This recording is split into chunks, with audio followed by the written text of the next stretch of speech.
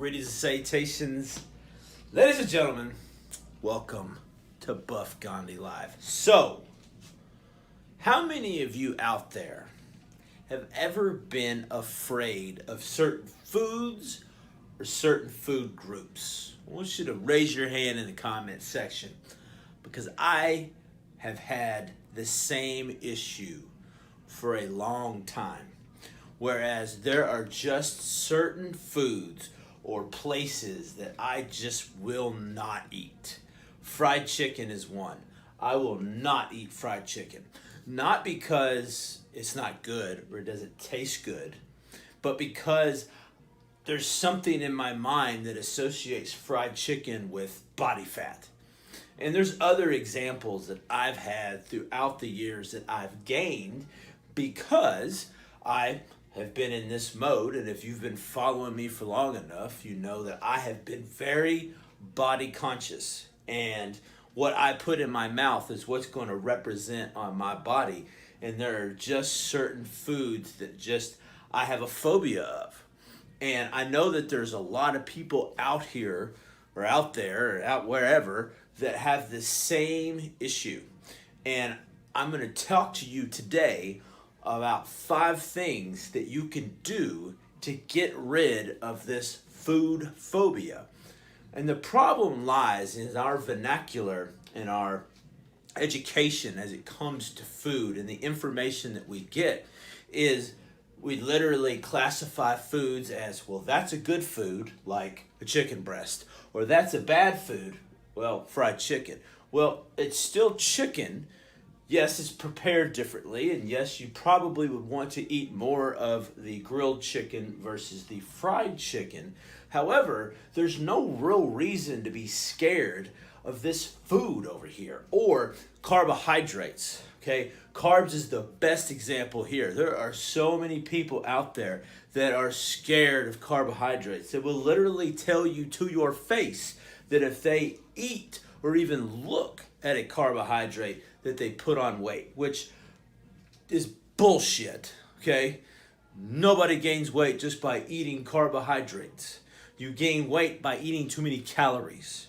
So we've invented these diets that, well, carbs are bad, we'll take them out. And here we have keto, okay? So we do a poor job of creating these food phobias that borderline on eating disorders of some sort on a spectrum, and we torture ourselves. And I'm going to share with you today how to get unstuck and get out of this whole process of food being either good or bad, because at the end of the day, it really is just a glob of chemicals. It's calories that you're putting in your body, okay? Having fried chicken once isn't going to make you fat. Having it every day?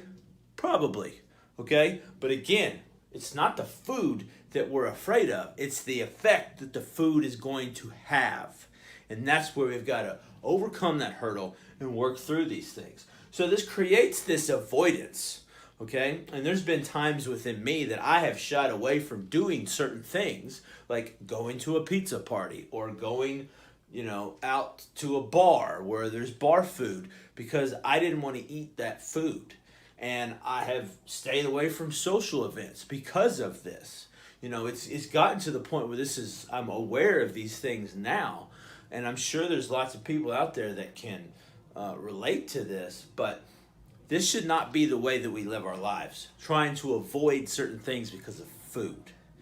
And it really kind of messes with our mindset, and it does either one or two things. Either we're completely against ever trying certain foods, or we get to the point where it's like, you know what, I've shied away from it for so long, I'm just going to eat as much of it as possible because I have restricted myself.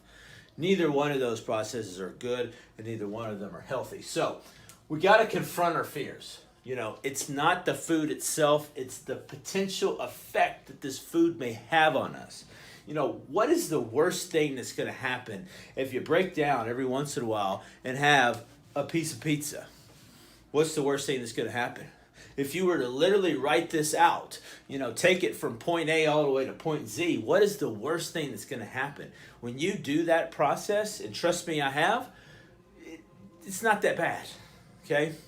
It's really not that bad. And this could also be applied to the amount of calories that we eat, because we're in this zone of eating 1,000 calories or 1,200 calories. Well, what moron created that arbitrary number that this is the amount of calories that you should eat if you want to lose weight? I don't know who they are, but I like to punch them, okay? Hashtag punch if you're with me. So number 2 here is you got to choose food for the benefit, okay? So it's not about saying no to things. We're so ingrained to say, well, I don't like this, or I don't like that, right? So you're saying no to so many things, but what are you saying yes to? What foods are you saying yes to? Again, it's about changing your mindset and being able to rewire your brain in a certain way to get away from being afraid of things, so that you can start living your life and you can start eating certain food groups and be okay with it. So say yes to the foods that are going to benefit you. Eat for quality. This is in my coaching 101 that I do with all of my coaching clients. That is the foundation of my coaching program, is those 5 pillars.